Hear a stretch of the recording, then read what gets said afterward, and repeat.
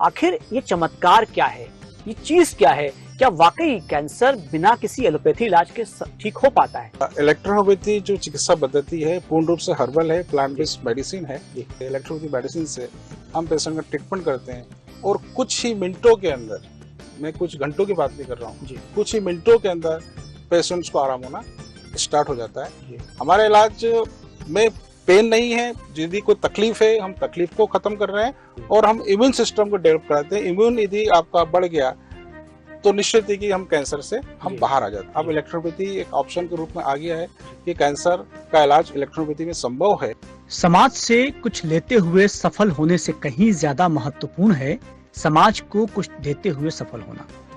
Devi Ahilya hospital and research centre के chairperson doctor Ajay Hardia cancer का इलाज इलेक्ट्रो होम्योपैथी के जरिए कर रहे हैं। आश्चर्य की बात यह है कि अस्पतालों में लाखों रुपए देकर भी ठीक नहीं हुए मरीज यहाँ आकर कुछ ही दिनों में स्वस्थ हो रहे हैं। साधना न्यूज डॉक्टर अजय हार्डिया को नायक की भूमिका में देखता है, जो कैंसर से ग्रस्त और त्रस्त लोगों को ठीक कर एक नेक और सराहनीय काम कर रहे हैं।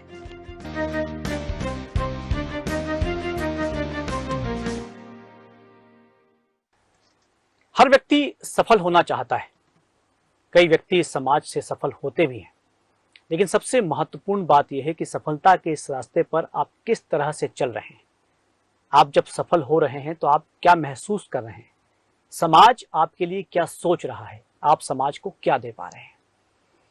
इस वक्त एक ऐसे ही शख्स जो सफल हैं और सही मायने में नायकत्व के हकदार भी हैं, डॉक्टर अजय हार्डिया, जो ऑन्कोलॉजिस्ट हैं और Devi Ahilya hospital and research centre के चेयरपर्सन भी हैं। डॉक्टर साहब, बहुत स्वागत है आपका। नमस्कार। और आपसे बात करते हुए अच्छा इसलिए लग रहा है कि आप जो समाज को दिशा दे रहे हैं, खास तौर पर इलेक्ट्रो होम्योपैथी की बात आप कर रहे हैं, कैंसर को आप जिस ढंग से हर्बली ठीक कर रहे हैं, वो अपने आप में एक बहुत महत्वपूर्ण बात है। हम उस पर तो बातचीत करेंगे, लेकिन हम जानना ही चाहेंगे कि आप कहाँ से हैं, शिक्षा दीक्षा आपकी कहाँ से हुई और पारिवारिक आपका बैकग्राउंड क्या रहा? नमस्कार। मैं इंदौर का ही मूल निवासी हूँ और मेरा एजुकेशन इंदौर, जबलपुर और दिल्ली में हुआ जी। और विगत हम 1991 से इलेक्ट्रोहोम्योपैथी के क्षेत्र में हम लोग काम कर रहे हैं। हमने इसका एक मेडिकल कॉलेज भी हमने 91 में इसको स्टार्ट किया जी। साथ में फिर हम हमारे सफ़र की शुरुआत की हमने 93 के अंदर एक ओपीडी शुरू की जी, जिसका इनॉग्रेशन लाल बहादुर शास्त्री के बेटे अनिल शास्त्री ने किया था। फिर हम आगे बढ़ते गए, फिर हमने 5 बेड का एक हॉस्पिटल स्टार्ट किया। उसके बाद फिर हमने एक बड़े हॉस्पिटल की प्लानिंग की और इलेक्ट्रोपैथी में हम लोग सतत काम करते रहे और हमें लगा कि इसके अंदर हमें बहुत रिसर्च की आवश्यकता है, क्लिनिकल रूप में हमें काम करना चाहिए और हम ओपीडी बेस पे हम लोग बहुत समय तक काम नहीं कर सकते हैं। तो फिर हमने एक 100 बेडेड हॉस्पिटल की प्लानिंग की और हमने 2003 के अंदर एक 100 बेडेड मल्टी स्पेशलिटी हॉस्पिटल हमने बनाया जी, जिसका इनॉग्रेशन हमारे उस समय के जो चीफ मिनिस्टर दिग्विजय सिंह थे जी, उन्होंने इसका इनॉग्रेशन किया जी जी। आप इलेक्ट्रो होम्योपैथी की अगर हम बात करें, ये विधा आपने क्यों चुनी? क्या ऐसा कोई खास कारण था या आप बढ़ते रहे और आपको लगा कि इस विधा में जाना चाहिए? देखिए क्या है कि देखिए हमारे सामने 4 विधाएं अभी तक मौजूद है, जिसमें हम पहले एलोपैथी हम बोलते हैं, फिर हम आयुर्वेद की तरफ जाते हैं, फिर एक यूनानी चिकित्सा पद्धति है, एक होम्योपैथी है। ये जो इलेक्ट्रोहोम्योपैथी सिस्टम है ये 5th सिस्टम ऑफ मेडिसिन है और ये इटालियन सिस्टम मेडिसिन है। इसकी स्पेशलिटी ये है कि ये मेडिसिन पूर्ण रूप से हर्बल है, प्लांट बेस्ड मेडिसिन है और इसका किसी प्रकार का कोई साइड इफेक्ट नहीं है और इसकी स्पेशलिटी ये कि हर प्रकार के मरीज को हर प्रकार की बीमारी को ठीक करने की क्षमता रखती है जी। तो इसमें हमने बहुत सफलता पाई है, हम लोग पा भी रहे हैं जी। और इसलिए हमने चुना कि इसका कोई साइड इफेक्ट नहीं है और अच्छा सिस्टम है जी। हम आपको बता दें कि डॉक्टर अजय हार्डिया ऑन्कोलॉजिस्ट हैं। ऑन्कोलॉजिस्ट एक ऐसी विधा है जिसमें कैंसर का इलाज होता है और अर्बुद विज्ञान, जहाँ तक मुझे पता है इसका हिंदी में से अर्बुद विज्ञान कहते हैं। बहुत खास बात यह है कि कैंसर नाम सुनकर ही हम भयग्रस्त हो जाते हैं, हम खौफजदा हो जाते हैं। हमें लगता है कि अब जिंदगी जिसको कैंसर हुआ है उसकी खत्म होने वाली है, खत्म हो गई है और वो मरीज भी बहुत डिप्रेशन में आ जाता है। लेकिन ऐसा नहीं है। डॉक्टर अजय हार्डिया से मिलने के बाद हमने ये देखा कि इलेक्ट्रोहोम्योपैथी में ऑन्कोलॉजी है वो एक ऐसी विधा है जिसमें हर्बल तरीके से कैंसर ठीक हो सकता है। बहुत सारे ऐसे मरीज हैं जो इस वक्त इंदौर में देवी अहिल्या हॉस्पिटल रिसर्च सेंटर में एडमिट हैं, और कई तो डॉक्टर्स भी हैं। जी हाँ, आपको जानकर आश्चर्य होगा कि कई डॉक्टर्स भी अपना इलाज करवा रहे हैं। आखिर ये चमत्कार क्या है, ये चीज क्या है? क्या वाकई कैंसर बिना किसी एलोपैथी इलाज के ठीक हो पाता है? इसी चीज के लिए बात करने के लिए हार्डिया जी हमारे साथ मौजूद हैं। सर, थोड़ा सा इस विधा के बारे में फिर से एक बार बताएं कि ये विधा क्या है और कैसे ठीक करती है कैंसर जी। देखिए क्या है कि इलेक्ट्रोहोम्योपैथी जो चिकित्सा पद्धति है पूर्ण रूप से हर्बल है, प्लांट बेस्ड मेडिसिन है, और इसमें जो प्लांट्स लिए गए हैं उन हर्बल प्लांट्स लिए गए हैं, और इसका एक मेडिसिन बनाने की एक प्रोसेस है कि इस जो प्लांट्स होते हैं उसका हम लोग सनरेज की उपस्थिति के अंदर जो पौधे होते हैं जो अपना भोजन न्यूट्रिशन प्रदान लेते हैं वो, और अपने जीवन काल में जो वो अपना जो भी चीजें उनमें होती है उसको हम उसके इंग्रेडिएंट को हम मेडिसिन के रूप में फर्मेंटेशन मेथड से उसको हम एक्सट्रैक्ट निकालते हैं, और हम उसको इतना प्यूरिफाई करते हैं कि उसमें से अल्कलॉइड्स और केमिकल्स निकाल देते हैं, और उसमें केवल एनर्जी होती है। एनर्जी जो सनरेज की उपस्थिति में जो भोजन से प्राप्त की है वो एनर्जी को हम एज ए मेडिसिन के रूप में बॉडी के अंदर हम देते हैं। और ये सिस्टम जो इलेक्ट्रोपैथी सिस्टम ऑफ मेडिसिन है, इसका जो मेन जो है हम बोलते हैं कि बीमारी का कारण मानते हैं ब्लड और लिम्फ की इम्प्योरिटीज। शरीर के अंदर दो प्रकार के फ्लूइड होते हैं, एक ब्लड होते हैं और एक लिम्फ होता है। ये यदि नॉर्मल एनर्जी के साथ में यदि हमारे शरीर में फ्लो हो रहा है तो हम बिल्कुल स्वस्थ हैं।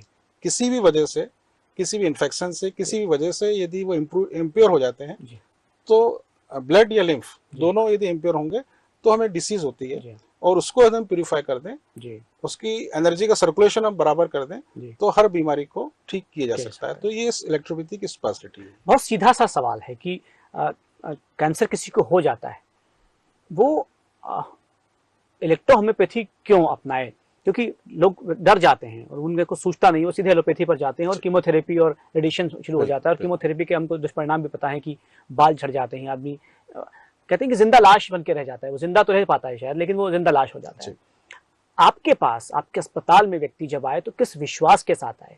आप क्या कहना चाहते हैं, कैसे क्यों व्यक्ति आए और उसको आप कैसे ठीक कर पाएंगे? देखिए, मैं ये बताना चाहूंगा कि जब हमारे शरीर के अंदर कोई सिम्टम्स के रूप में कोई ऐसी चीज उत्पन्न होती है, जैसे बहुत दिनों से भूख नहीं लग रही है, या वॉमिटिंग हो रही है, कहीं दर्द हो रहा है, कहीं से ब्लीडिंग हो रही है, तो या कहीं छोटी सी नोड बन गई है, गठान बन गई है, कोई लीजन बन गया है, तो ये एक प्राइमरी स्टेज होती है। शरीर के अंदर कहीं जीभ के अंदर या बकल म्यूकोसा के अंदर, गाल में कुछ छाला हो गया है, तो ये पहले नॉन कैंसरस होते हैं। हम यदि इस पे ध्यान नहीं देते हैं तो कैंसर के रूप में बदल जाते हैं।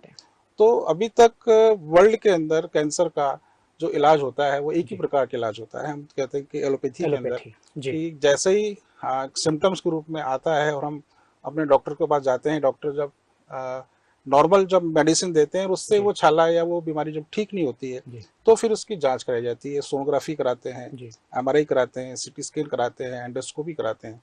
तो जब पता लगता है कि ये कैंसर है तो कैंसर के कंफर्म करने के लिए इसकी बायोप्सी की जाती है।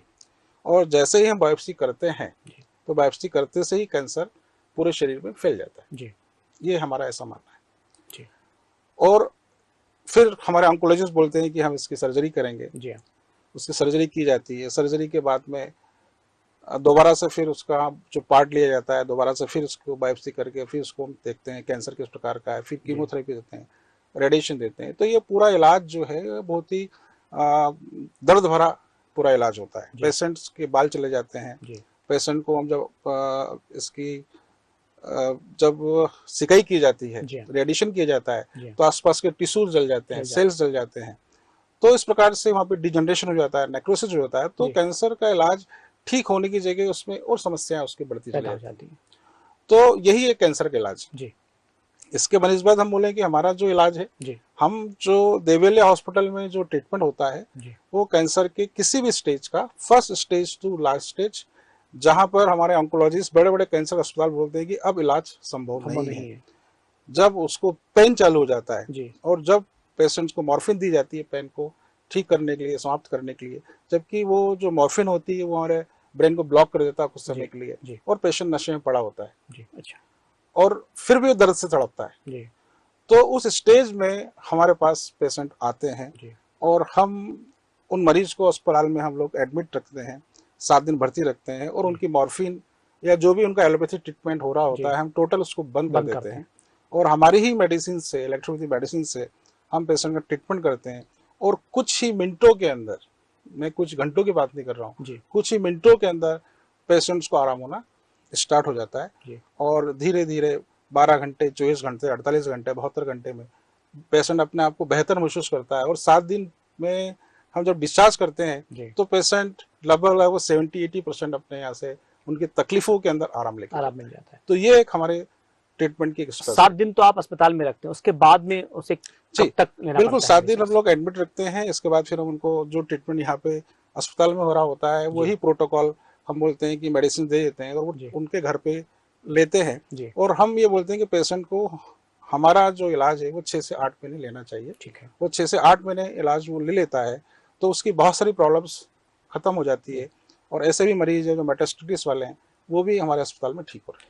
डॉक्टर हार्डिया, कितने मरीज इस वक्त इस आपकी इलाज से ठीक हो चुके हैं? देखिए, मैं ये आपको स्पष्ट कहना चाहूँगा कि हमारे पास जो मरीज आ रहे हैं, मैक्सिमम मरीज वो आ रहे हैं जो बड़े बड़े कैंसर हॉस्पिटल में अपना इलाज ले चुके हो रहे होते हैं, और वो 4th स्टेज के मरीज होते हैं। इवन 5th स्टेज इसको बोलते हैं कि डेथ टू बेड, कि जो डॉक्टर बोलते हैं कि अब तो इनकी 10 दिन ही इनकी लाइफ है, 15 दिन इनकी लाइफ है, अब घर ले जाकर आराम करिए। उस स्टेज में मरीज हमारे पास में आते हैं, उस स्टेज के अंदर हम पेशेंट को एडमिट रखते हैं और अपने तकलीफों को कम होती है, उनकी लाइफ हम प्रोलॉन्ग करते हैं। हमारे पास ऐसे भी मरीज है जिनको डॉक्टर ने बोला है कि साहब ये मरीज तो 15 दिन जी पाएगा, और आज वो 2 साल और 3 साल बाद भी अपनी लाइफ को अच्छे से जी रहे हैं।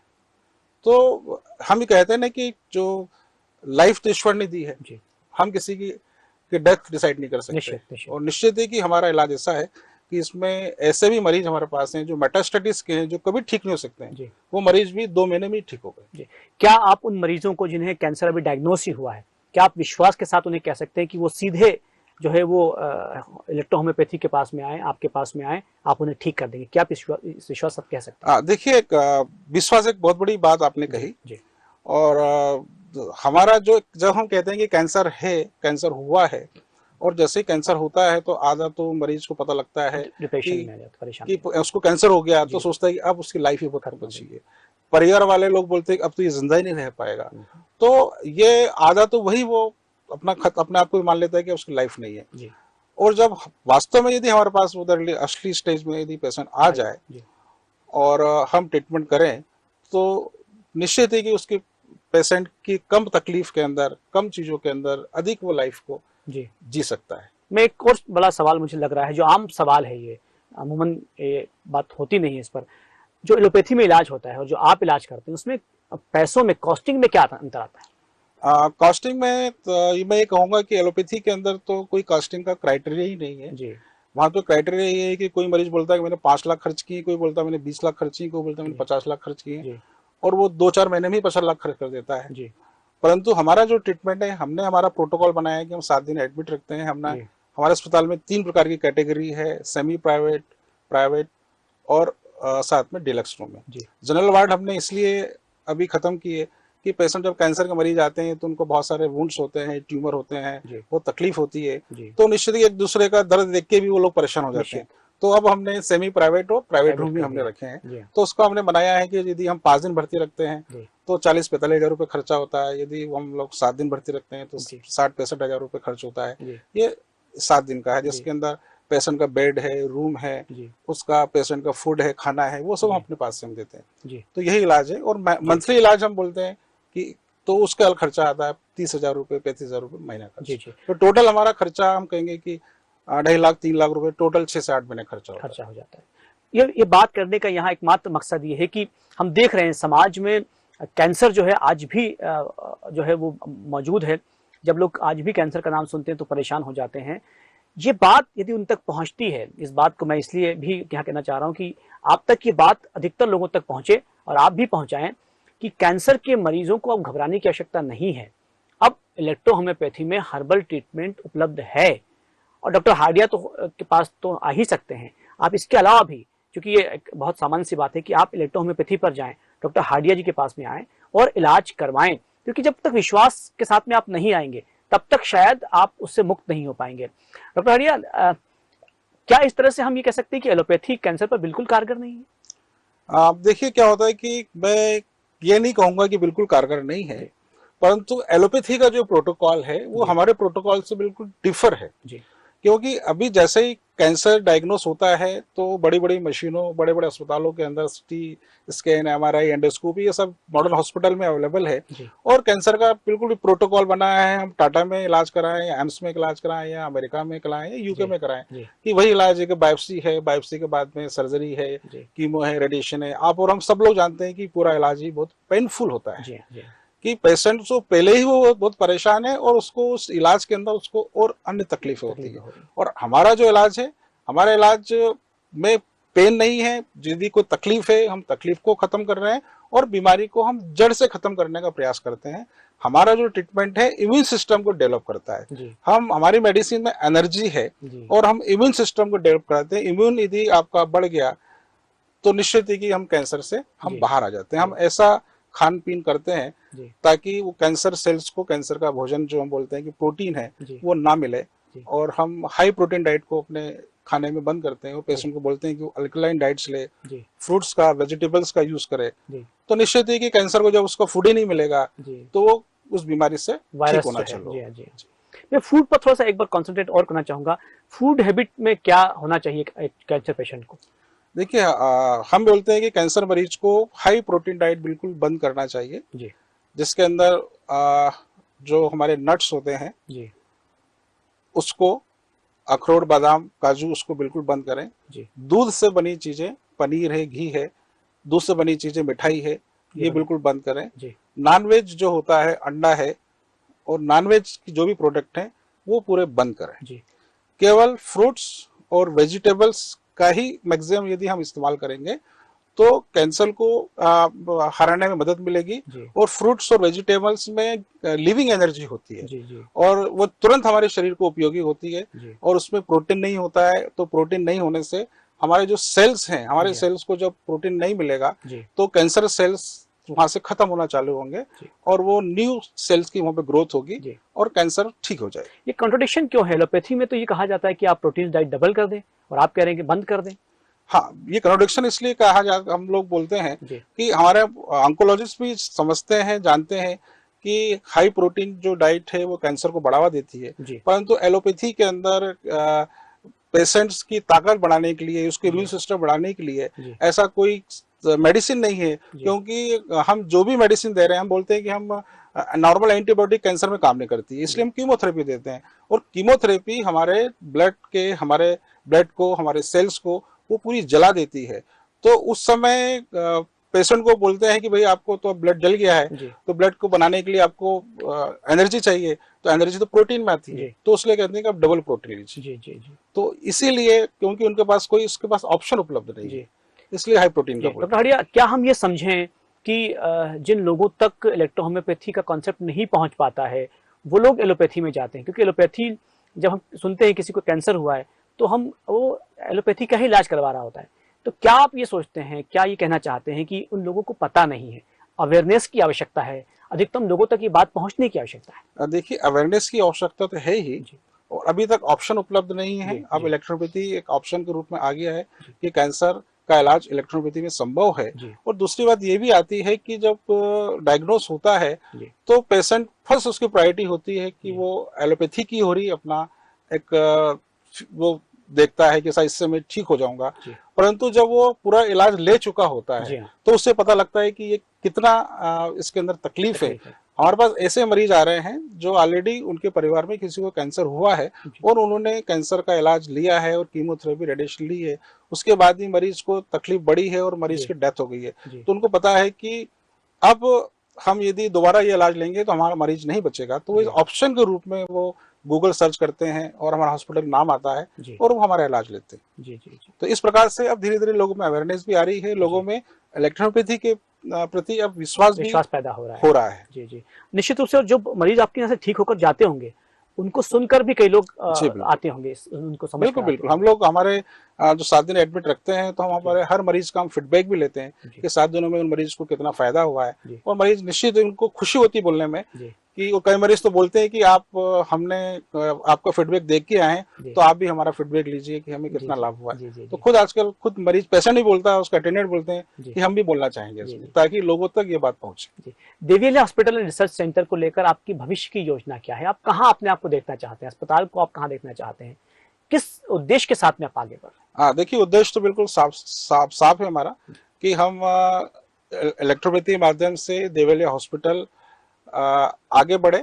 और अभी हम देख रहे हैं कि हमारे पास यूके से, बांग्लादेश से, दुबई से, पाकिस्तान से भी मरीज हमारे पास इलाज के लिए आ रहे हैं।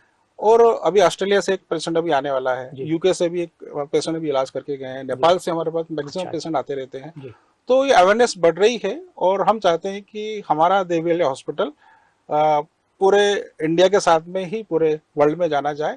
जिस प्रकार से लोग कैंसर के इलाज के लिए इंडिया में टाटा को जानते हैं, वैसे ही हर्बल ट्रीटमेंट, इलेक्ट्रोपैथी इलाज के लिए लोग इंदौर आए। और इंदौर यू भी एक मेडिकल हब तो है ही, और इंदौर में एक अच्छा ऑप्शन है देवी अय्या हॉस्पिटल जहाँ पे कैंसर का इलाज संभव है। तो हम यही चाहते हैं कि हमारा अस्पताल लोगों तक पहुंचे और वो इसका अधिक से अधिक लाभ। हम एक डेवलपिंग कंट्री में रह रहे हैं, विकासशील देश में रह रहे हैं भारत में। क्या दुनिया की हम बात करें जो एडवांस हैं, क्या वहाँ इलेक्ट्रो होम्योपैथी कैंसर जो है काम कर रही है? जी देखिए, हमारा जो सिस्टम है वो देखिए, आपको ये बस बताना चाहूंगा कि जो इलेक्ट्रोपैथी सिस्टम के जो इन्वेंटर हैं ये काउंट सीजर मैथ्यू हैं, जो इटली के हैं। और ये उस समय एक रॉयल फैमिली को ये बिलोंग करते थे।